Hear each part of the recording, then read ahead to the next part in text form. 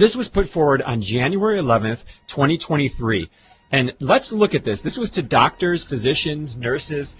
This is what they say. So imagine you're a doctor, you've been given this vaccine out, and you get this. Dear medical professional, administering of COVID-19 vaccination is likely not an indemnified action. This is notice of your obligations, risks, rights, and potential risks. And it goes on to say, on the 2nd July 2021 and 28 August 2021, the former federal government announced a proposed medical indemnity scheme for health professionals administering the COVID-19 vaccines. Recent correspondence from government advisors outlines that such an indemnity scheme was never established per se. Unlike the case with manufacturers of COVID-19 vaccines, there appears to be no government liability protection beyond the vaccine injury COVID-19 vaccine claims scheme. Now we're going to keep breaking this apart, and then we'll talk about it. It's this important. So they start going at a couple other angles here. So this is all in one document.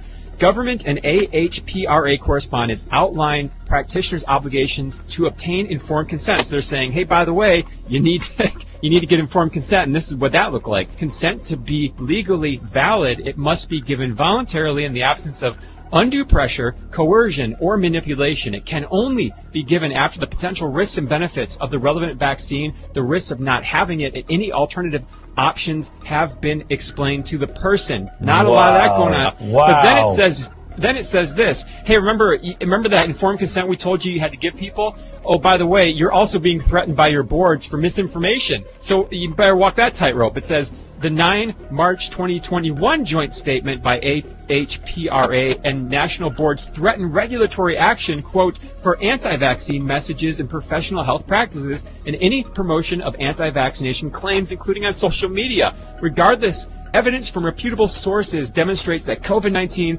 provisionally approved vaccines have real known and unknown harms and immunocompromising effects. Doctors have a duty to warn patients of any material risk associated with the treatment, as well as ensuring their decisions are being made without undue coercion. The only way we're going to see any progress is if you go to your doctor and ask them, hey, did you provide me with informed consent?